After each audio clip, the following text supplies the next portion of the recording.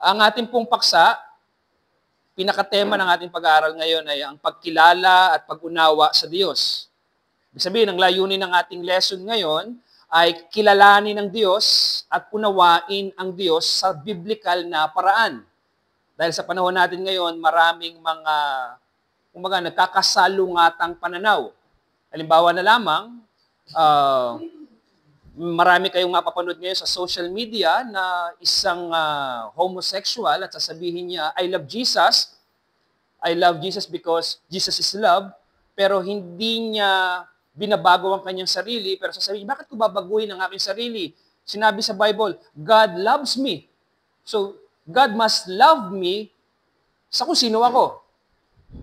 So, nagkakaroon sila ng mga maling pananaw. At tayo, bilang mga mananampalataya, tayo ang pangunahing mga tao dapat ang may tamang pagkakilala at tamang pagkaunawa sa Diyos. At ngayon, pinag-aaralan pala natin ngayon ang kaisahan ng Diyos sa kanyang kalikasan at katangian. Pinag-aaralan natin na ang katangian ng Diyos, katulad ng pagiging makapangyarihan, pag-ibig, hindi lang niya ito basta katangian. Ito'y ang kanyang mismong pagka-Diyos, o sa ibang salita, ay ito mismo yung kanyang kalikasan.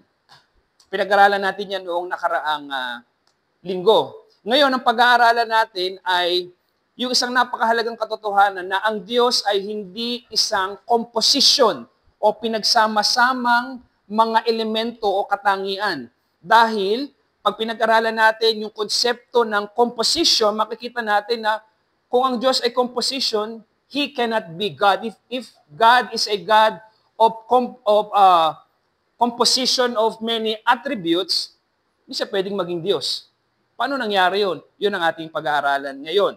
So, bibigyan ko kayo ng copies.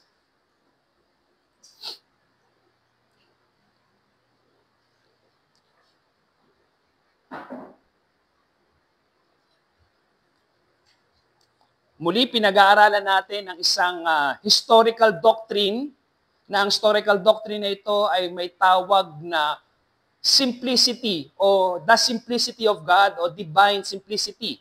Ano ba ang kahulugan noon? Gusto ko muna kayong bigyan ng isang halimbawa para mas makita natin ang ating, ano ba yung ating pinag-aaralan. Sa bahay, pag pumunta po kayo, ay ang una nyo makikitang kalat doon ay Lego. Dahil mahilig po si Cody sa Lego. Ang Lego po, yan yung mga binubuo ng iba't ibang mga hugis, iba't ibang kulay, at iba't ibang laki ng mga Lego. At kapag binuo nyo siya, ang Lego, nakasalalay ang tibay ng isang Lego sa pamamagitan ng isang piraso ng isang Lego.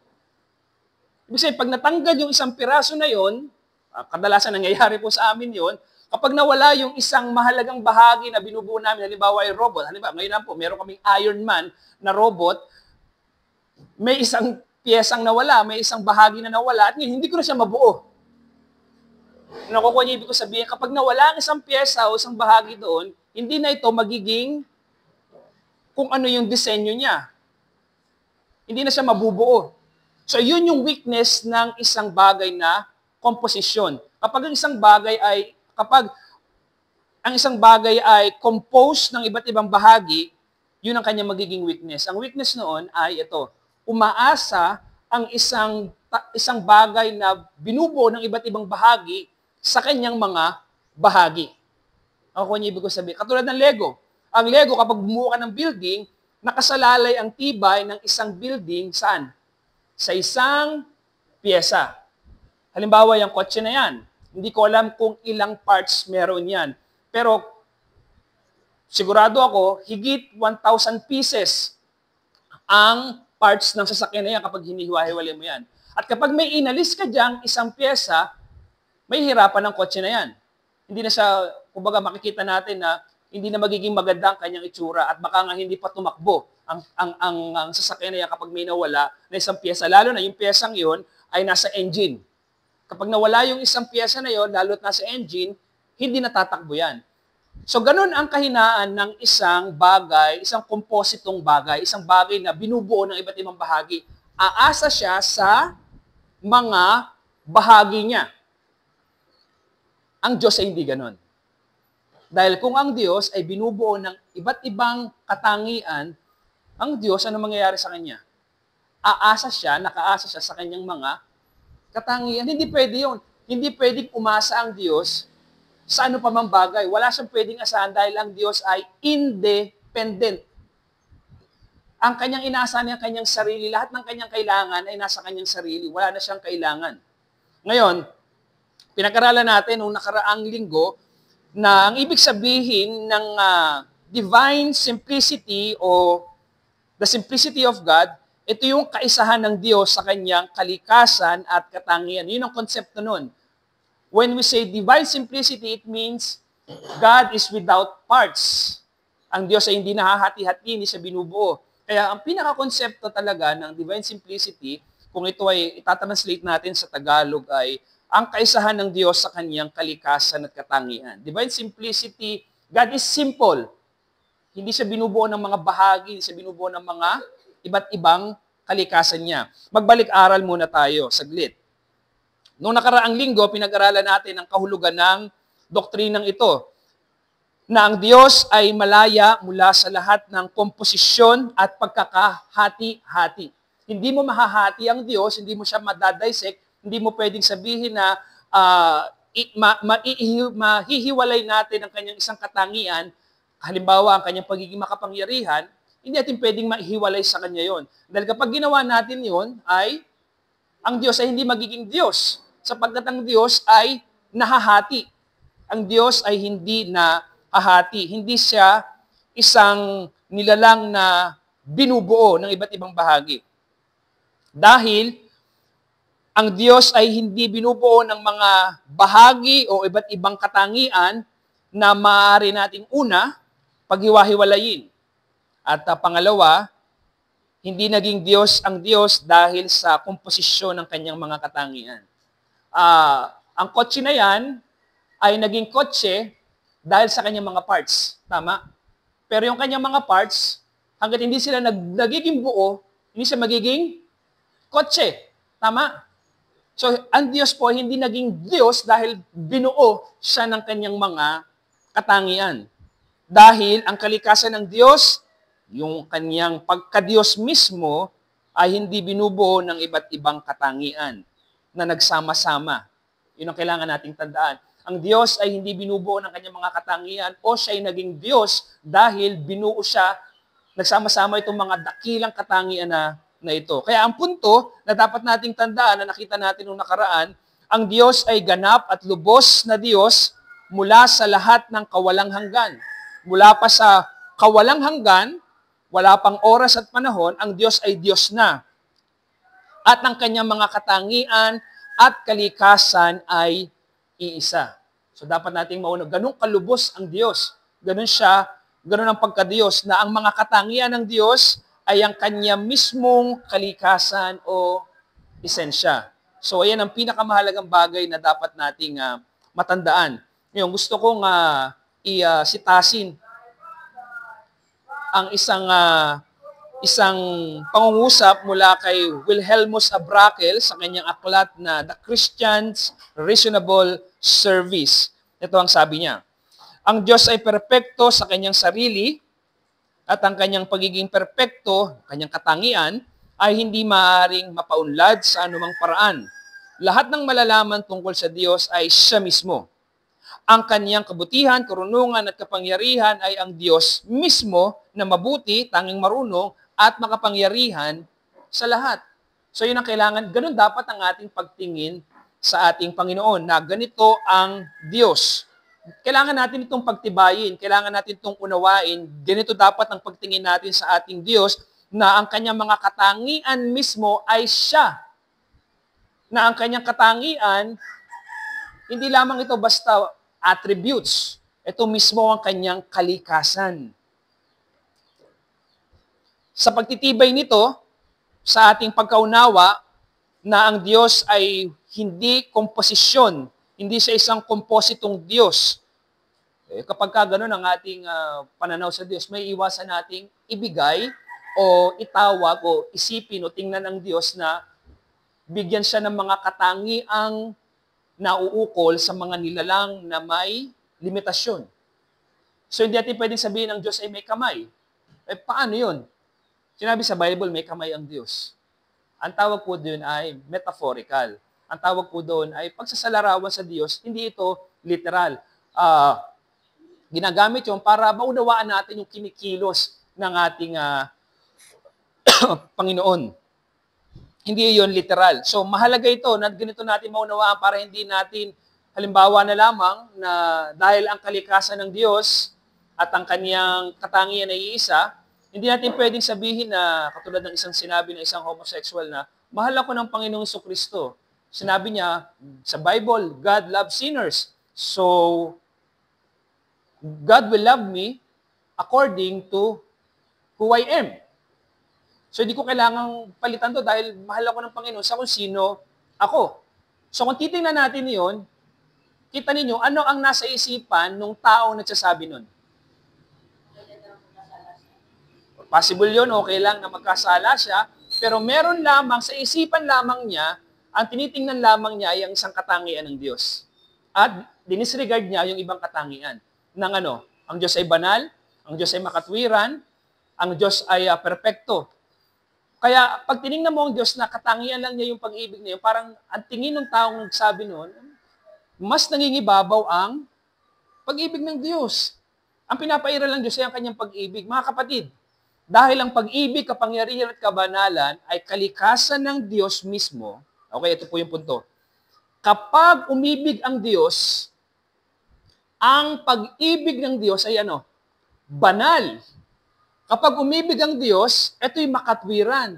Kaya kapag inibig ng Diyos ang isang makasalanan, umiibig siya ng banal na pag-ibig. Kaya ang taong yon, dahil inibig siya ng Diyos, at alam niyang inibig siya ng Diyos, kailangan niyang palitan ang kanyang buhay.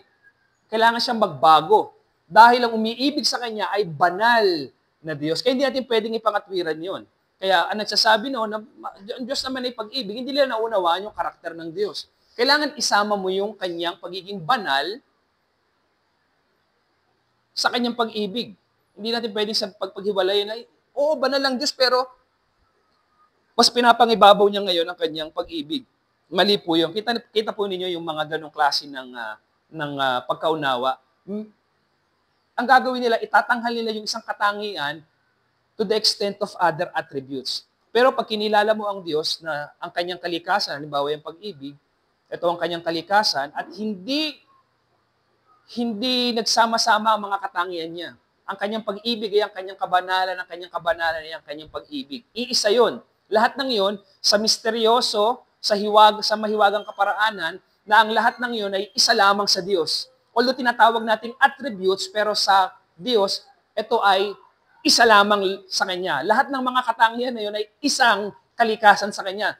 Kung ibig ko sabihin, ang pag-ibig, kapangyarihan, kabanalan, sa pananaw natin bilang tao na may limitasyon, 3 katangian. Tama? Pag-ibig, kabanalan, at makapangyarihan. Sa ating pananaw, ito ay 3 katangian. Pero sa Diyos, ang 3 katangian na yun ay isang kalikasan lamang niya. Kaya kapag umibig ang Diyos, umiibig siya ng makapangyarihan at ang kanyang pag-ibig ay banal. At ang kanyang kabanalan ay kapangyarihan. Okay. Ngayon, kanina sinabi ko sa inyo na hindi dapat nating tingnan ng Diyos bilang isang kompositong nilalang. Dahil kapag tiningnan natin yon, maling pananaw, maling pagtingin sa Diyos, hindi nakakaluwalhati ang tingnan ng Diyos bilang isang kompositong nilalang na binubuo. So bakit? Ano ba ang komposisyon? Ano ang komposisyon? Ano yung mga bagay na binubuo? Ang komposisyon po ay tumutukoy sa ideya na ang isang bagay ay binubuo ng mga bahagi o elemento.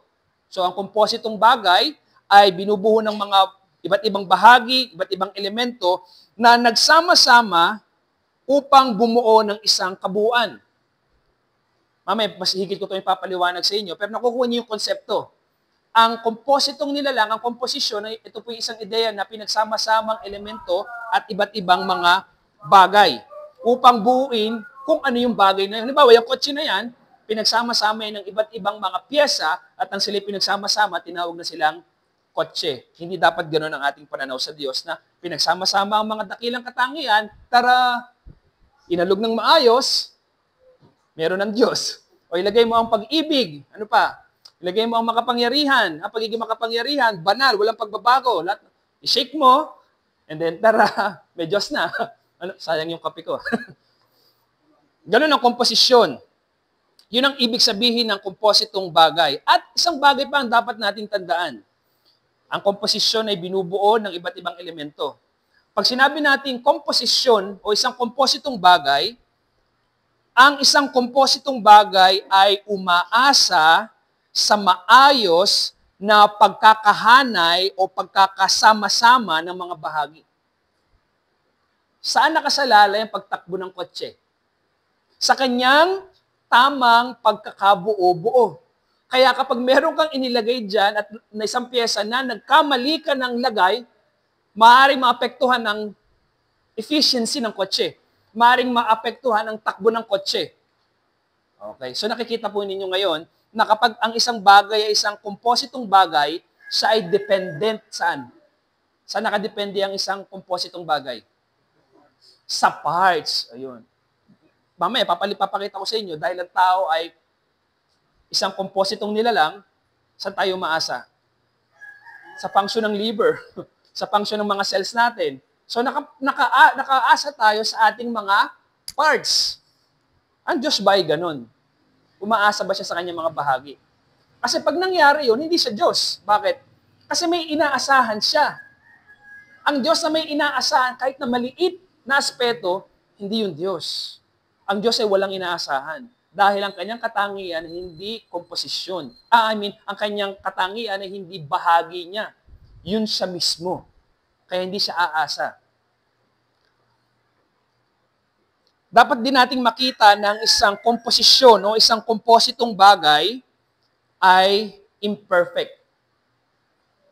Di sakdal ang hindi kasakdalan ng isang komposisyon. Ibig sabihin, kapag ang isang bagay ay binubuo, hindi ko sinasabing sinful, hindi ko sinasabing pangit at masama. Kasi yung kotse, yan ay binubuo ng ibang parts. Pero hindi natin sinasabing masama, hindi natin sinasabing pangit. Pero, makikita natin yung imperfection. Saan natin makikita? Dahil nga dependent ang mga bagay na compose o binuo ng mga iba't ibang bahagi. So, kung ang isang bagay ay binubuo, nangangahulugan ito na hindi ito kumpleto o sapat sa sarili nito. Tama? Ang isang kotse, hindi mo masasabing sapat siya sa kanyang sarili dahil ang dami niyang parts. Nakasalalay siya sa kanyang mga elemento at iba't ibang mga bahagi. Umaasa ito sa kanyang mga bahagi na bumubuo sa kanya. So, doon natin makikita, hindi ganun ang Diyos. Ang isang kompositong nilalang, katulad ng aking kanina pang ipinapaliwanag, ay umaasa sa mga bahagi nito para sa kanyang pag-iral. Ang kotse, ang isang tricycle, ang isang TV na ito, ang electric fan na ito, ang laptop na yan, ay hindi yan mag-e-exist as laptop kapag nawala ang isang pyesa. Hindi siya magpa-function as a laptop pag nawala ang isang pyesa niyan. Hindi magpa-function ang TV na yan kapag nawala ang isang mahalagang pyesa niyan. So, anong pinapakita nito? Pinapakita nito na ang isang kompositong nilalang ay talagang umaasa sa kanyang pag-exist sa mga piraso, mga elemento. Halimbawa, ang katawan ng tao. Ang katawan ng tao ay umaasa sa mga organs, sa mga cells. Umaasa tayo dito. Kaya nga minsan, kapag may mga genetic error, kumbaga meron tayong mga sakit na namana o mga inborn na mga sakit, halimbawa, hindi nagpa-function ng kidney, may mga batang hindi nabubuhay kasi hindi nagpa-function ng tama yung kanilang heart, kikita ninyo, dahil hindi nag-function, okay ang kamay, okay ang mata, okay ang buhok, okay ang skin, okay ang bibig, okay ang dila, hindi nag-function ang puso o di kaya yung liver. Lalo na kapag hindi pagkapuso ang palya o hindi naging yung function niya hindi naging maayos, ikamamatay. So ganun ang mga kompositong bagay. May limitasyon, hindi perfect, at siya ay nakaasa, hindi siya iiral na kung sino siya. Halimbawa, ang isa ding building, isang gusali, umaasa ito sa mga bahagi nito. Hindi ka makakatayo ng building kapag walang bato, walang semento, walang hollow blocks. Kaya dapat natin kilalanin na ang lahat ng mga kompositong bagay ay nagpapahiwatig ng imperfection, pagdepende, at pagkahati-hati. Kaya hindi dapat natin tingnan na ganun ang Diyos. So kung gusto kong alisin sa isipan nyo ngayon, tingnan nyo ang Diyos as simple. Ngayon, nakikita nyo na kung bakit simplicity. God is simple in a sense na hindi dahil madali nating unawain. Kasi at sa totoo niyan, ang hirap arukin ng pagka-Diyos ng Diyos. Paano ang 10 katangian niya, name 5 attributes of God, and yet, kapag tinignan natin yung 5 attributes niya, yun lang ay isang kalikasan ng Diyos. Yun siya. Kaya hindi talaga simple ang Panginoon. Pero kapag tinignan natin, God is simple in a sense na yung kanyang attributes, katangian at kalikasan is simple God. Siya lang yun. Walang ganong nilalang. May nakita na ba kayong ang nilalang ay ang kanyang kalikasan at katangian ay isa? Wala. Diyos lamang yun. Kaya nakikita ninyo, ine-elevate ngayon sa ating isipan gaano kataas ang Diyos. Ine-elevate sa ating isipan ngayon, itinataas sa ating isipan ngayon, gaano kakaiba ang Diyos sa atin. Upang hindi tayo maging mababaw ng mga mananampalataya. Ang gusto ko sa Diyos talaga ay ganito. Nakaka-cringing pakinggan. Ito yung gusto ko sa... hindi. Hindi mo pwedeng maaring may mga mananampalatayang paborito nila yung konsepto ng grace, pero grace, love, power is His nature. Kapag naintindihan mo yun, na yung attributes of goodness ng Panginoon is gracious, yung kanyang grace na attributes, pag inunawa mo ito sa pananaw na yun siya mismo ang Diyos, lalo mo makikita outstanding. Kung doon mo makikita na talagang napakadakila ng Diyos dahil ang Diyos ko mismo is the grace. God is grace Himself. Siya yung biyaya mismo. So, gusto ko yung bigyan ng buod, 4 na pagbubuod para mas maunawaan natin kung ano yung sinasabi ko ngayon sa inyo. Para pag kinonect nyo ito doon sa ating previous lesson, mas maunawaan nyo ngayon kung ano yung ating pinag-aralan last week. Una, ang Diyos ay ganap at malaya at hindi umaasa sa anumang bagay na panlabas o panloob para sa kanyang pag-iral o katangian. Ang Diyos ay hindi umaasa sa anumang bagay. Alam niyo ba yung attributes of self-existence? Self-existence, yung pag-iral, yung pag-exist. Di ba lahat tayo may katangian ng existence? We all exist. Tama? Katangian natin yon. Ilagay nyo ngayon yun sa Diyos. Katangian ba na Diyos yung existence? Ibig sabihin, existence is God Himself. So, ano yun ninyo ilagay nyo sa isipan ninyo existence is God Himself. Existence is God Himself. Therefore, yung pag-iral o pag-exist ng Panginoon, kanino nakabatay? Sa kanya hindi siya umaasa. Napakadakila ng Panginoon. Kaya nga, dapat tayong tumugon ng pagsamba at pagkamangha sa Panginoon dahil sa atin, attributes natin yun. Yung ating existence at yung ating kalikasan ay magkaiba. Yung ating existence, derived sa Diyos. Pero yung existence ng Panginoon, derived from Himself, independent. Umiiral ang Diyos. Alam niyo, meron akong isang pag-isipan natin, hindi ko muna ito sasagutin sa inyo, pero gusto kong pagbulay-bulayan ninyo itong isang ideya na ito. Attributes of eternality. God is eternal. Ano ibig sabihin ng eternal? Walang simula, walang katapusan. Ano pa? Eternal, ano yung katangian ng eternal? Walang hanggan. Walang simula, walang katapusan. Walang hanggan. Yun ay Hindi masamang sabihin natin yon by way of humanly speaking, attributes yun ng Panginoon. Pero syempre, dapat unawain natin yung eternality ng Panginoon, not as an attribute, kung hindi, kalikasan. Pag-isipan nyo ito. Di ba may sinasabi tayong, kapag namatay tayo, meron tayong another existence na eternity. Iiral na tayo sa walang hanggan. Una ko munang gusto ipaliwanag sa inyo. Yung eternality, yung kawalang hanggan, ay sino? Ang Diyos mismo. Ang Diyos mismo ang walang hanggan. Pero bakit natin sinasabi na kapag tayo ay namatay, pupunta na tayo sa eternity? So may dalawang eternity. Yung eternity as doon tayo mag-exist at si God na eternity. So may dalawang eternity. Tama ba ang konsepto yon? Mali. Kasi ibig sabihin, magkakaroon ng dalawang eternal beings. Which is, imposible yun. Hindi pwede magkaroon ng dalawang eternal beings dahil there's only one God. Saan tayo mag-i-exist na eternal? Nakuha niyo ibig sabihin? Nakuha niyo yung konsepto?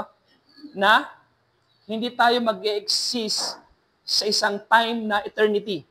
Humanly speaking, gagamit ako ng word na time na eternity. Ibig sabihin nun, pag tayo ay namatay at pupunta tayo ng langit, we exist in the eternity of God. Nakakuha yung ibig ko sabihin. Yung eternity na kung saan doon tayo mag-exist, yun yung eternity ng Diyos. Hindi separate sa Kanya. Tama? Okay. So yun yung gusto ko lamang pag-isipan ninyo, yung bagay na yun. Gusto ko makita, explore ninyo yung mga attributes ng Panginoon. Mamamangha kayo. So, yan yung unang buod. Ang Diyos, pangalawa, ang Diyos ay hindi isang kombinasyon ng material at immaterial na mga substansya. Hindi siya binubuo. Actually, ang angel, ano ang mga anghel? Spirit sila, immaterial. Pero still, composite ang mga nilalang, composite being. Mamaya, ipapakita ko sa inyo yan, yung ibig ko sabihin dyan, ipapaliwanag ko. So, ang Diyos ay hindi rin binubuo ng immaterial substance. Pangatlo, ang mga katangian ng Diyos, halimbawa ay pag-ibig, katarungan, kapangyarihan, ay hindi mga hiwalay na bahagi, kundi ito ang kanyang kalikasan mismo. Yan ang kailangan natin. Yun mismo ang Diyos. Yun mismo ang Diyos. And last, ang bawat katangian ng Diyos ay siya mismo. Ito ay ang kanyang kalikasan. So gusto ko lang buutin dyan para mas lalo ninyong maintindihan. Ngayon, kukuha ko ng isang halimbawa na isang kompositong nilalang na parang, kumbaga parang sa isipan ng marami ay hindi siya composite being. Halimbawa, ang anghel. Ang anghel ay spirito, spirit, being. Hindi natin nakikita, invisible, hindi nahahawakan, hindi naaamoy. And also, God is spirit. So, ano ibig sabihin noon? So, may dalawang greater being. Spirit of God and angel. Pare sila ng attributes. Actually, mali po yun, hindi po yun. Na sinabi ang Diyos ay spirit, hindi siya katulad ng spirit in a sense na katulad siya ng mga angels as spirit.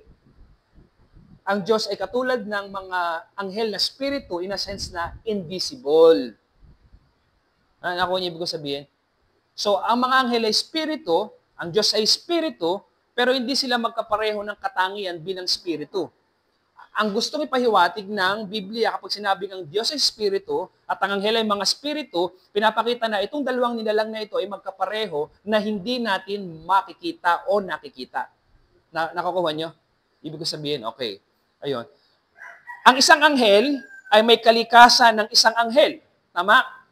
At bukod dito, meron pa itong mga may iba't ibang katangian. Meron siyang isipan, meron siyang katalinuhan, meron siyang kalooban, meron siyang kabanalan, meron siyang kapangyarihan. Ngunit ang kanyang kalikasan bilang isang anghel ay iba sa kanyang katangian. Ang katangian ng anghel ay hindi niya kalikasan. Dahil, example, si Lucifer, nagbago.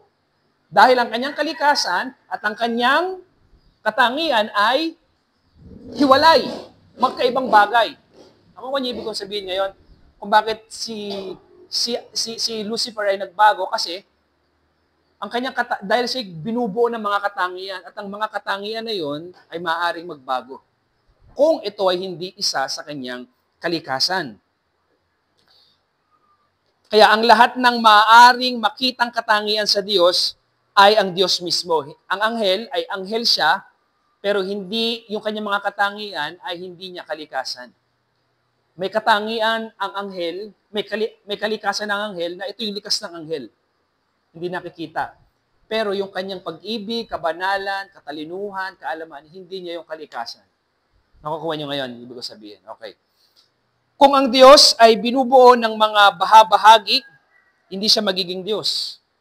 Nakita niyo na ngayon yung implication?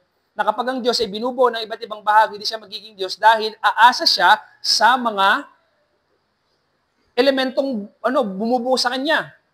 Tama? At kung ang Diyos ay binubuo ng iba't ibang bahagi, ano ang kailangan niya?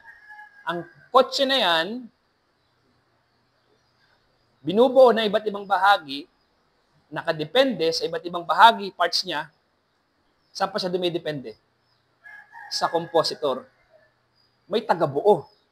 So, ibig sabihin, kung ang Diyos, kung ang kotse ay umaasa sa kanyang mga parts, hindi lamang siya sa mga parts umaasa, kung hindi doon sa mechanic, doon sa bumuo sa kanya. Ngayon, ilagay natin sa Diyos. Kung ang Diyos ay binubuo ng iba't ibang elemento, iba't ibang katangian, aasa ang Diyos sa kanyang mga katangian. Maaari siyang magbago dahil ang mga katangian niya ay magkakaiba. Pwedeng bumabaw ang kanyang pag-ibig, lumalim, pwedeng mawala ang kanyang pagiging makatwiran, pwedeng mamatakluban ito ng kanyang pag-ibig, so magbabago. And may bumuo sa kanya. May compositor. May tagabuo. At yung tagabuo na yon, nauna pa sa Diyos.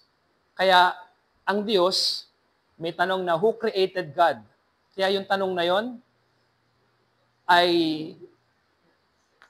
sa aking pananaw, ang tanong na yon, yun ay bunga ng ating limitasyon at hindi pagkakilala sa Diyos. Dahil kapag naunawaan mo ngayon, who made God, it's not worthy to be asked. Pag nakita natin, dahil ang Diyos ay hindi binuo, hindi nilikha. Ang Diyos ay Diyos. Simply saying, siya ay Diyos. Siya ay Diyos. Hindi siya mapapaghiwa-hiwalay. Ngayon, bilang konklusyon, may 5 konklusyon ako na gustong ibigay sa inyo. Una, sumamba sa Diyos dahil sa kanyang perpeksyon at sariling kasapatan. So bakit natin sinasamba ang Diyos? Sinasamba natin ang Diyos dahil sa kanyang kadakilaan kung sino siya. Una mong sambahin ang Diyos sa kung sino siya.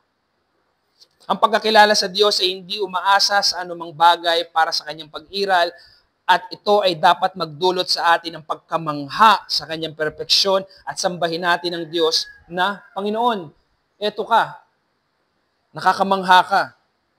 Kaya sadyain natin sa ating mga panalangin na kilalanin ang perpeksyon, yung pagkasakdal ng Diyos sa pamamagitan ng pagsasabi na, Panginoon, hindi mo kami katulad. Iba ka sa amin. Walang pagbabago sa iyo. Ikaw ay ikaw.